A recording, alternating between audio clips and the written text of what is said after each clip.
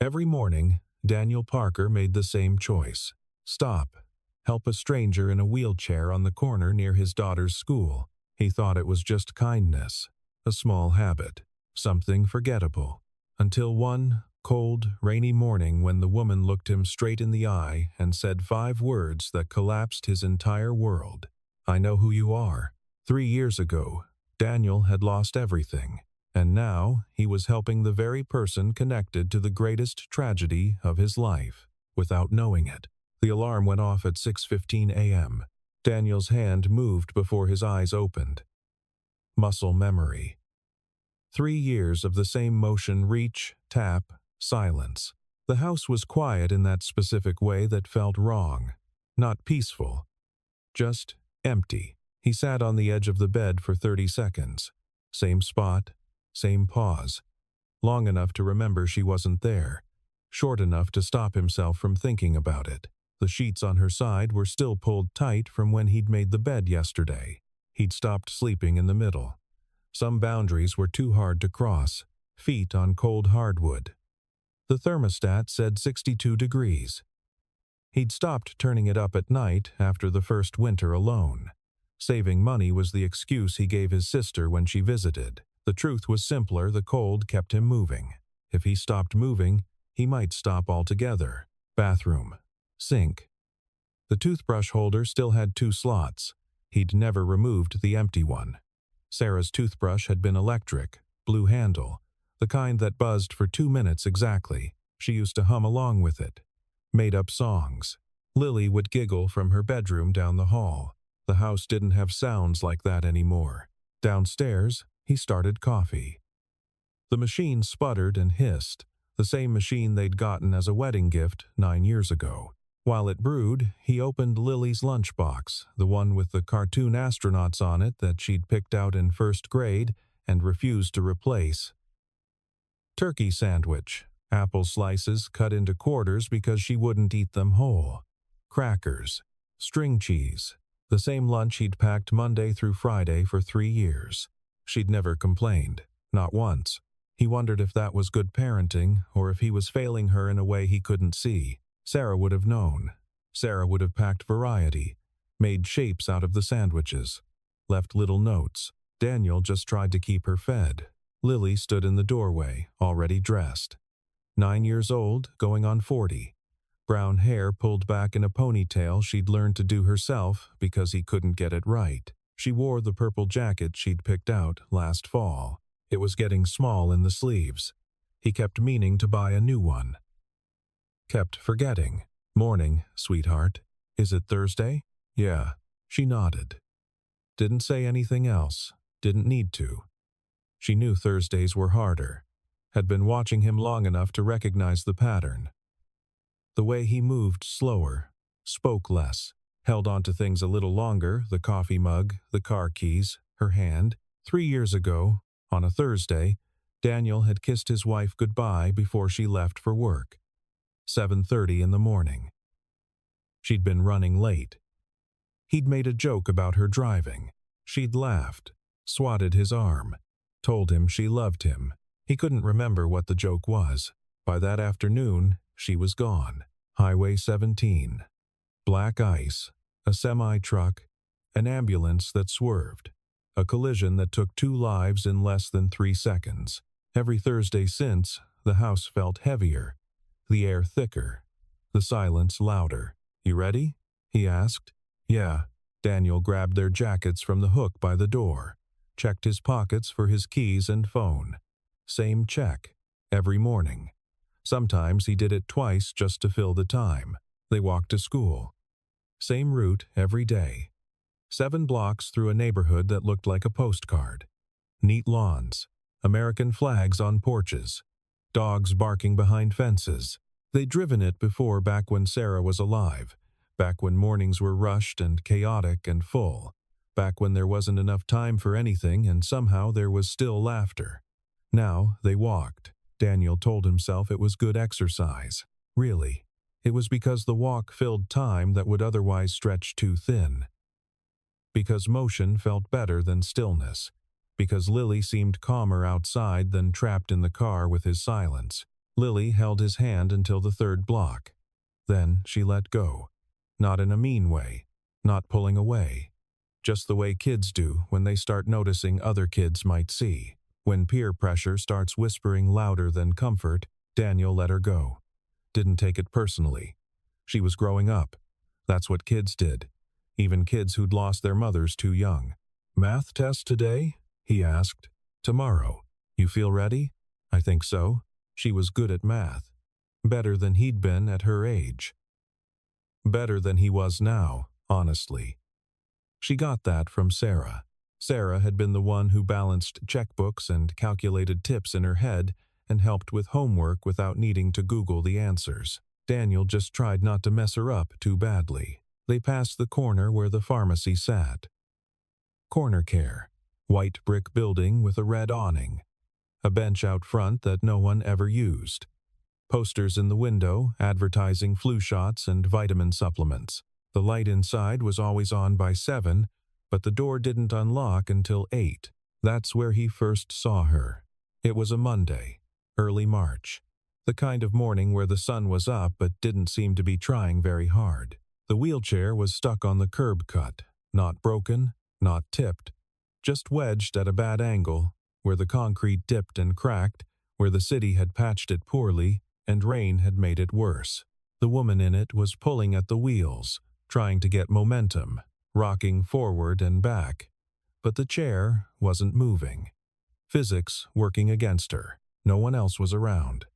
The pharmacy didn't open until 8. The street was empty except for a mail truck 2 blocks down. It was 7:40. Daniel slowed without thinking about it. Lily looked up at him, then at the woman. Her expression was curious, not pitying, just watching. "Hold on a second." He walked over. The woman looked up. Mid-30s, maybe. Dark hair tied back in a loose bun. Her jacket was thin for early March, navy blue with a tear near the left pocket. Her hands were bare, red from cold. No gloves. No hat, like she'd left the house in a hurry or just didn't care. Her wheelchair was manual. Black frame. Worn wheels. The kind you see in hospitals, not the expensive custom ones. "Need a hand?" She hesitated. Her eyes narrowed slightly. "Defensive, I can get it. I'm sure you can.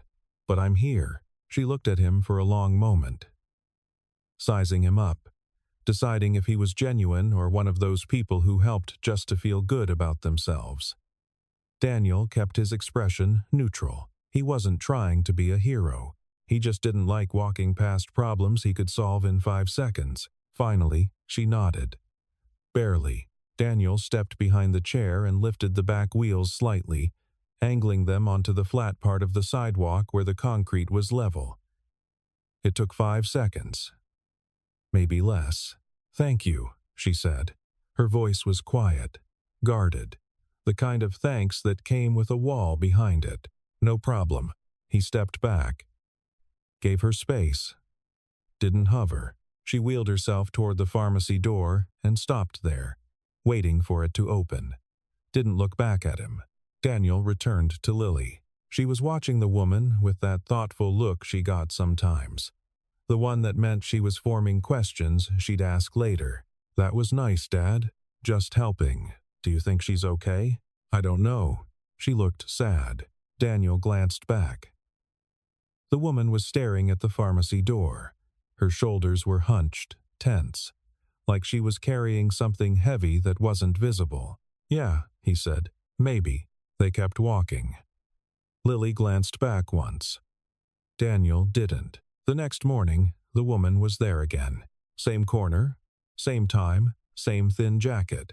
This time her chair wasn't stuck, but she was struggling to open the pharmacy door while holding a small bag. One of those reusable grocery totes, faded green with the handle loop broken on one side. She was trying to balance it on her lap while reaching for the door handle.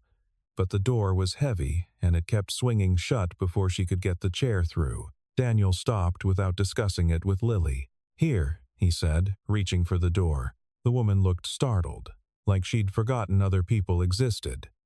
Then her expression shifted to something resigned. Like she'd expected this. She gave a small nod. He held the door open. She wheeled inside, the bag still balanced precariously on her lap. Didn't say thank you, just went in. The pharmacist behind the counter waved at her. She didn't wave back. Daniel let the door close. Lily watched him as they resumed walking. Is she there every day? Lily asked. I don't know, but she was. Wednesday morning. The woman was there, trying to get her chair over a patch of gravel that had scattered onto the sidewalk from a construction site across the street. Daniel swept it aside with his foot. Thursday morning. The woman dropped her phone. It skittered under her chair. Daniel picked it up. She took it without making eye contact. Friday morning. The door again. Daniel held it. This time she said, "Thank you." Barely audible, but there. By the end of the second week, it wasn't a decision anymore. It was routine. Daniel stopped thinking about whether to help. He just did. Lily stopped asking why.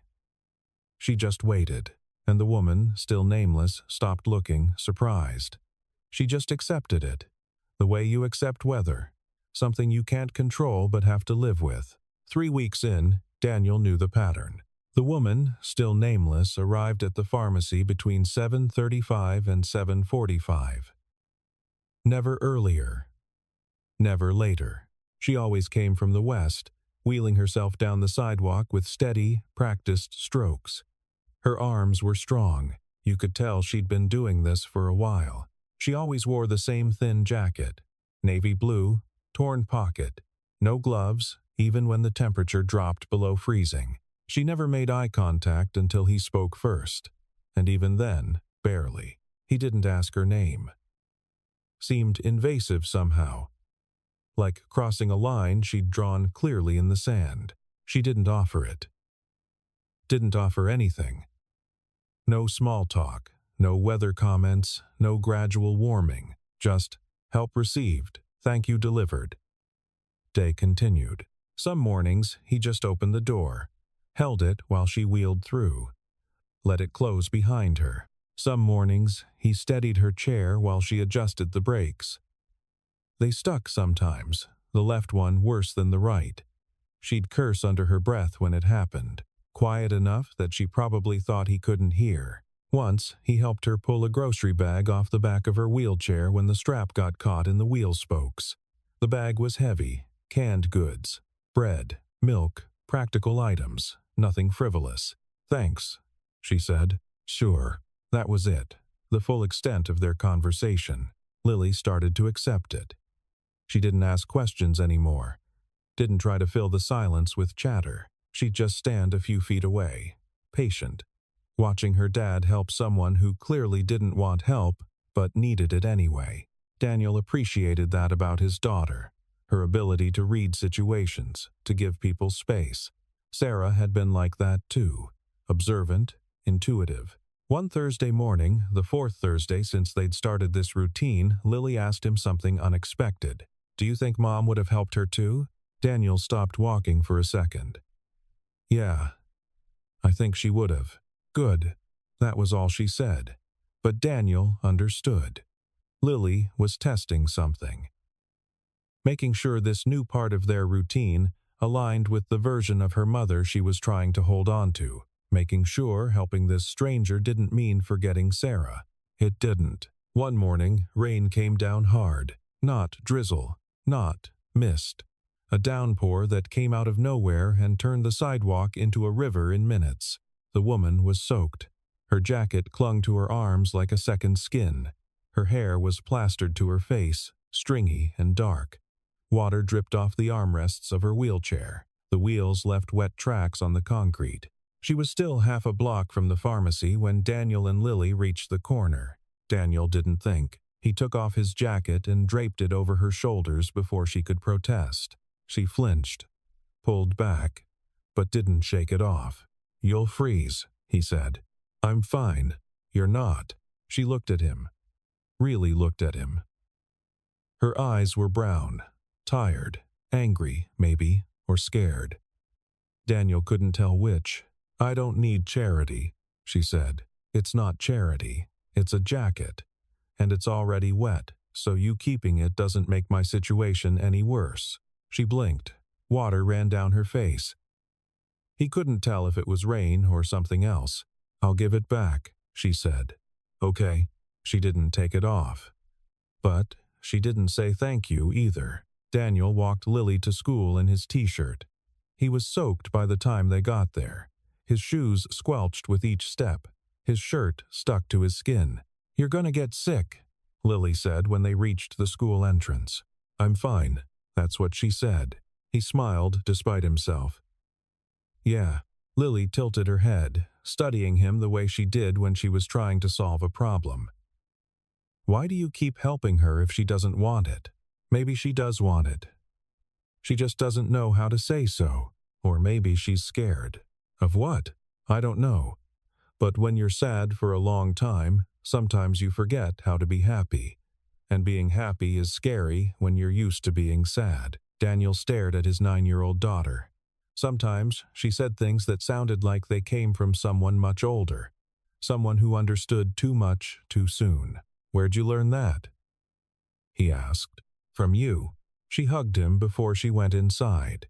She didn't usually do that. Not in front of the school. Not where other kids might see. But today she did. And Daniel stood there in the rain for a minute after she'd gone, water dripping off his nose, and wondered if maybe Lily was helping him as much as he was helping that woman at the corner. A month in, the woman's name was still a mystery. But Daniel had learned other things. Small details that painted a picture even if he didn't have all the pieces. She came to the pharmacy every morning. Not just most mornings. Every single morning. 7 days a week, which meant she either worked there unlikely, given she always waited outside, or needed something from there daily. Prescription pickup. Maybe. Something regular. Something necessary. She wore the same jacket, the same worn gloves when she remembered to bring them. Some days she forgot. Those were the days her hands looked worse red, chapped, fingers stiff from cold. Her wheelchair had a scrape along the left wheel guard, deep enough to expose the metal underneath the paint, the kind of scrape that came from hitting something hard. A door frame. A curb. Daniel didn't ask. The brakes stuck sometimes. The left worse than the right. She'd developed a habit of kicking them when they didn't release. A sharp, frustrated motion that spoke of months of dealing with equipment that didn't quite work the way it should. One morning in late March, the chair wouldn't move at all. Daniel noticed before she did. The way the chair sat lower on one side. The way she was pushing harder than usual and getting nowhere. He was crouched next to it before he realized what he was doing. Before he'd given himself permission. Just acted. "Flat tire," he said, pointing to the left rear wheel. It was completely deflated, the rubber sagging against the rim. The woman, still nameless, looked down at the wheel. Her jaw tightened. The muscle in her cheek jumped. She closed her eyes for a second. Breathed. When she opened them, her voice was controlled. Too controlled. "I can get it fixed." "Where?" She didn't answer. Daniel suspected she didn't know. Or didn't have a plan beyond hoping it would somehow fix itself. "There's a gas station 2 blocks up," Daniel said. "They've got an air pump. I can push you there." "I don't. Lily's got a project due today anyway. We're already running late. 5 extra minutes won't matter." That wasn't true. Lily's project wasn't due until next week. But Lily didn't contradict him. She just stood there, watching, learning. The woman looked at Lily, then back at Daniel. She was calculating something, weighing options. Pride versus practicality. Need versus independence. Finally. Fine. It was the first time she'd agreed to help beyond opening a door or moving a chair a few inches. Daniel stepped behind the wheelchair and gripped the handles. They were cold, rubber-worn smooth in places where hands had gripped them thousands of times. He pushed. The chair was heavier than he expected. Not the chair itself, the weight of the person in it, yes, but also something else. The accumulated weight of days spent moving through a world that wasn't built for wheels. The weight of depending on strangers. The weight of needing help and hating it. The woman didn't help. Didn't reach down and push the wheels. She just sat there, stiff, her hands in her lap. Fists clenched, every muscle in her body radiating resistance. "This is not who I am," her posture said. "This is not what I wanted." They walked in silence. Daniel pushed. Lily walked beside them. The woman stared straight ahead. At the gas station, Daniel pulled the wheelchair up to the air pump. It was the old-fashioned kind. The coin-operated box with a hose that always smelled like hot rubber. He fed it 2 quarters from his pocket. The machine hissed to life. He crouched next to the flat tire, unscrewed the valve cap, fit the nozzle over it. The tire took air slowly. He could feel it firming up under his hand. 60 seconds. 90. The woman watched him. He could feel her eyes on the back of his head. Could feel the scrutiny. When the tire was full, he stood up. Put the cap back on. Checked the pressure with his thumb. "All set," he said. The woman wheeled herself back onto the sidewalk. Tested the tire. It held. "Thank you." 2 words. But they cost her something. Daniel could hear it. He nodded. They walked Lily to school together. The woman didn't ask, just wheeled alongside them. Like maybe she felt obligated, or maybe she just didn't know how to leave now that the moment had extended past the usual transaction. When they reached the school, Lily was 10 minutes late. Daniel signed her in at the front desk. The secretary gave him a look, the kind that said, "This better not become a habit," but didn't comment. When they left the building, Lily looked up at him. "Why doesn't she like help?" Daniel glanced at the woman.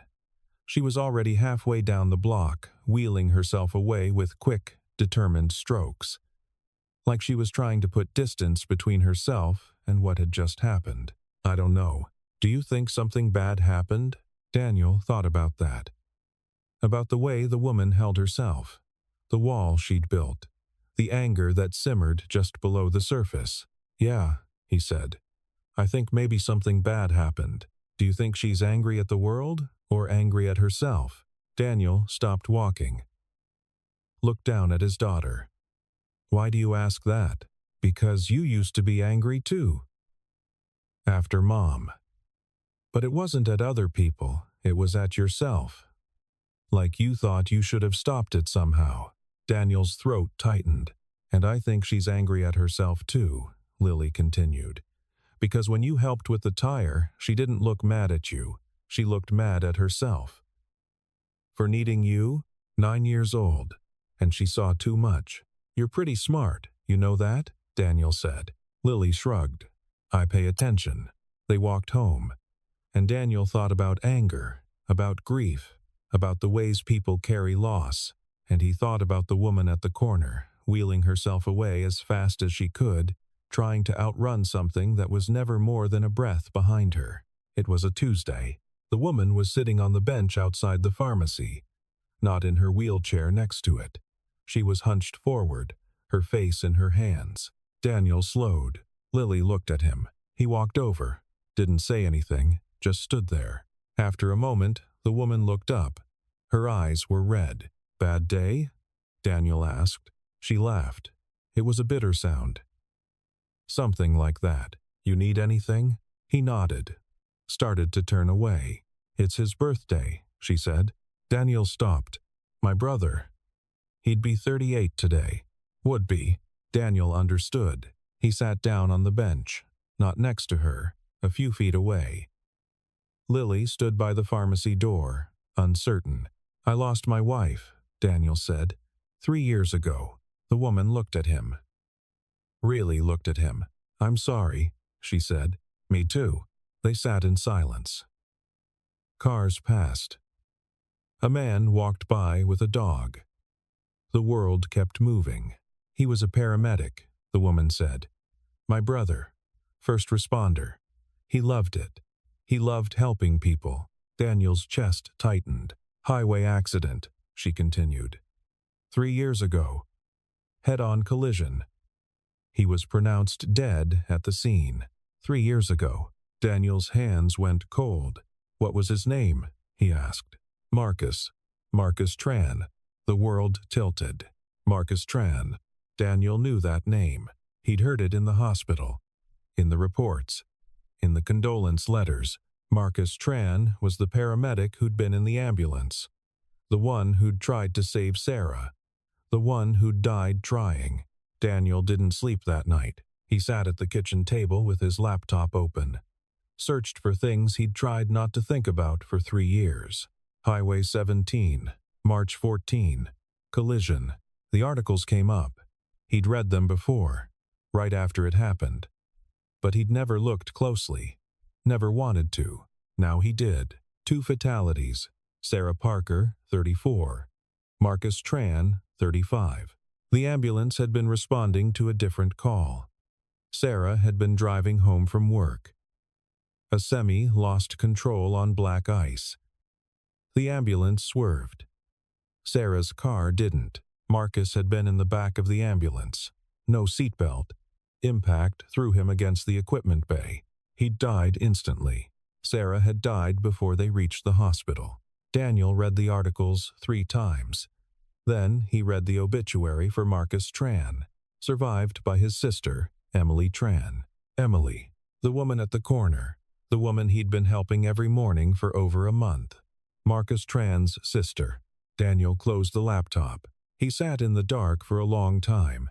The next morning, he almost didn't stop. He saw Emily at the corner. Same time, same spot. She was waiting for the pharmacy to open. Lily looked up at him. Dad? Yeah. Hold on. He walked over. Emily looked up. Morning, she said. Emily. She blinked. How did you? We need to talk. Her expression shifted. Guarded. About what? Marcus. Her face went pale. Daniel sat down on the bench. My wife died in the same accident. Emily stared at him. Her name was Sarah. Sarah Parker. Emily's hands started shaking. You're Daniel. Daniel Parker. She wheeled back. No, that's not. I didn't know, Daniel said quickly. I swear I didn't know. Not until yesterday. You mentioned your brother and I looked it up. Emily was breathing fast. Too fast. I need to go. Emily, I need to go. She wheeled away. Fast. Unsteady. Daniel didn't follow. Lily walked over. Dad, what happened? I don't know, sweetheart. Emily wasn't at the corner the next morning, or the morning after that. Lily asked about her. Daniel didn't have answers. On Friday, Daniel went to the pharmacy during lunch. He didn't know what he was looking for. An address, a phone number, something. The pharmacist recognized him. You're the guy who helps Emily. Yeah. Is she okay? The pharmacist shrugged. She comes in for her prescriptions, physical therapy meds. That's all I know. Does she work nearby? Used to. Before the accident. She was a graphic designer, freelance now, I think. Daniel thanked him and left. That night, he wrote a letter. He didn't know where Emily lived, so he left it with the pharmacist the next morning. Emily, I'm sorry. I didn't know who you were. I didn't know Marcus was your brother, but now I do, and I need to tell you something. Your brother saved my daughter's life. After the accident, Lily was in the car, in the back seat. She was hurt. Not critical, but hurt. The impact had thrown her forward. She was bleeding, scared. Marcus got to her before anyone else, before the other paramedics, before the police. I wasn't there. I was at work. By the time I got to the hospital, Lily was stable. They told me a paramedic had pulled her out, had kept her calm, had stopped the bleeding. They told me his name, Marcus Tran. I never got to thank him. He died before I could. But I want you to know, your brother saved the person I love most in this world. I'm sorry I didn't tell you sooner. I'm sorry for your loss. If you want to talk, I'll be at the Willow Cafe tomorrow at 10 a.m. If you don't, I'll understand. Daniel. Saturday morning, Daniel sat at the Willow Cafe at 9:45. He didn't think Emily would come. At 10:03, the door opened. Emily wheeled herself in. Daniel stood. She stopped a few feet away. Her eyes were red. She'd been crying. You wrote that Marcus saved your daughter. He did. How do you know? The hospital told me. They gave me his name. I didn't put it together until you told me about him. Emily's hands gripped the armrests of her chair. Why didn't you say something sooner? I didn't know you were his sister. You never told me your name. She looked down. I didn't tell anyone. She stopped. I didn't want people to look at me like I'm broken. You're not broken. I'm in a wheelchair because of the same accident that killed my brother and your wife. Daniel sat back down. What happened? Emily hesitated. Then wheeled closer. I was in the ambulance with Marcus. I'd been sick. Nothing serious, just the flu. But I'd passed out at work. Marcus picked up the call. He wasn't supposed to be working that shift, but someone called in sick, so he covered. Her voice cracked. He was joking with me, telling me I was being dramatic. Then the truck came out of nowhere. Marcus pushed me down, covered me. The impact. She stopped. He saved me, she whispered. But his back took the hit. He died. I didn't. But my legs, she gestured to the chair. Spinal injury. T12 fracture. Incomplete. They said I might walk again someday. Maybe. But it's been 3 years and She wiped her eyes. Daniel didn't say anything. He just listened. I couldn't forgive myself, Emily said, for living when he didn't. For needing help when he was the one who helped everyone. I hated it. I hated needing people. That's why you didn't want my help. Yeah. They sat in silence. Your daughter, Emily said. Lily. She's okay? Yeah. She's okay. Can I meet her? Daniel nodded. I think she'd like that. A week later, Emily asked Daniel to come to her apartment. It was small. First floor, accessible. The walls were covered with framed photos. Most of them were of Marcus. There's something I need to show you, Emily said. She wheeled to a bookshelf and pulled out a journal. Leather-bound. Worn. Marcus kept this. He wrote in it every shift, every call. He said it helped him process things. She handed it to Daniel. I want you to read the last entry. Daniel opened it. The handwriting was messy. Rushed. March 14. Picked up a call today. My sister. Flu. She's fine, just being dramatic, like always. Told her she didn't need an ambulance. She told me to shut up. Got her loaded. We're heading back when? Jesus. Truck. Black ice. Swerved hard. Emily's on the floor. I'm covering her. Impact. Can't feel my legs. Radio's down. Driver's hurt. Dispatch is calling for backup. There's another car. Silver sedan. Driver's unconscious. There's a kid in the back. Young. Maybe 8 or 9. She's crying. Bleeding from her forehead. I can't move. But I can reach her. I'm talking to her. Telling her it's okay. Her name is Lily. She keeps asking for her mom. I tell her help is coming. I'm holding her hand. I'm telling her she's going to be okay. I'm telling her. The entry stopped. Daniel's hands were shaking. He read it again. And again. He was with her. Daniel whispered. He was holding her hand. Emily nodded. Tears were streaming down her face. I didn't know, she said. I didn't read this until last year. I couldn't look at it. But when I finally did, when I saw your daughter's name, she stopped. I looked you up, found your address, your route to school. I started going to that corner every morning because I needed to see her, to see the person Marcus saved, but I couldn't tell you. I didn't know how. Daniel closed the journal. He was crying now. He saved her, he said. He saved Lily. He saved both of us. Daniel looked at Emily. really looked at her. "Thank you," he said, "for showing me this." Emily nodded. They sat together. Two people bound by the same tragedy. Two people learning how to carry it. Over the next few months, things changed. Slowly, carefully. Emily started joining Daniel and Lily for breakfast on Saturdays. At first, it was awkward. Lily didn't know how to act around her. Emily didn't know how to be around a child. But they found a rhythm. Emily told stories about Marcus. Funny ones, sad ones. Lily listened. Lily told Emily about her mom, about the things she remembered, about the things she didn't. Daniel listened. They went to physical therapy appointments together. Emily had been avoiding them. But with Daniel there, she started going again. One day, Emily stood. Not for long, just 10 seconds. With the parallel bars. With Daniel on one side and the therapist on the other. Lily clapped. Emily cried. It was a small moment, but it felt enormous. Daniel started living again. Not in a loud way. Not in a way that erased Sarah, but in a way that let light back in. He laughed more. He didn't wake up at 6:15 feeling like he was drowning. He didn't dread Thursdays as much. Lily noticed. "You're happy, Dad." "I'm getting there. Do you think Mom would be okay with that?" Daniel knelt down. "I think Mom would want us to be okay." "What about Emily?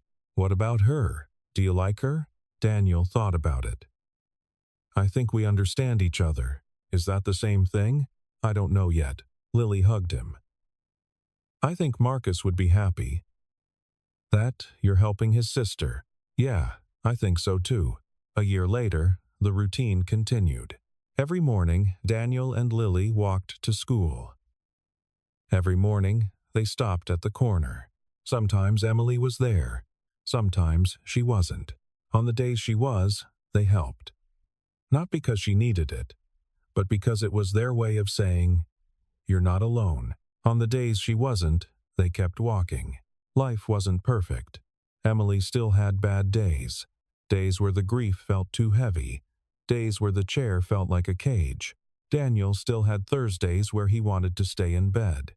Lily still asked questions about her mom that he couldn't answer. But they had each other, and that was enough. One Saturday morning, Emily showed up at their door.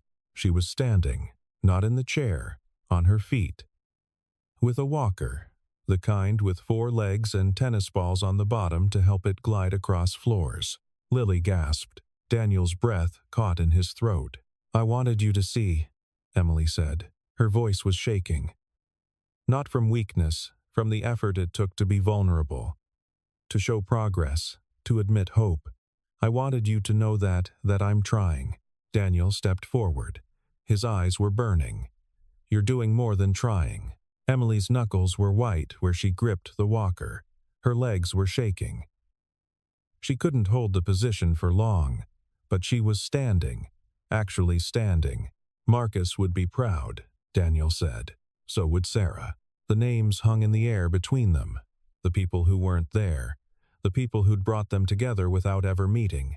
The ghosts that had become bridges instead of walls. They stood there. 3 people shaped by loss. 3 people learning how to live anyway. Learning that survival wasn't betrayal. That moving forward didn't mean leaving behind. "Want to come in for coffee?" Daniel asked. Emily smiled. It was small, fragile, but real. The first real smile he'd seen from her. "Yeah, I'd like that." She lowered herself back into the wheelchair, slow, controlled, the way her physical therapist had taught her. But she'd stood. That mattered. That was everything. Daniel held the door open. Old habits. This time, Emily smiled when she wheeled past him. "Thanks. Any time." Months passed. Seasons changed. One morning, as they walked to school, Lily asked, "Dad, do you think the people who show up in the rain are the people worth keeping?" Daniel thought about it. Thought about Emily, about Marcus, about Sarah, about all the people who'd shown up when it mattered. "Yeah," he said. "I think they are." Then I'm glad we stopped that day. Me too, sweetheart. They reached the corner. Emily wasn't there. But that was okay. She'd be there tomorrow, or the day after. And when she was, they'd stop. They'd help. They'd keep moving forward.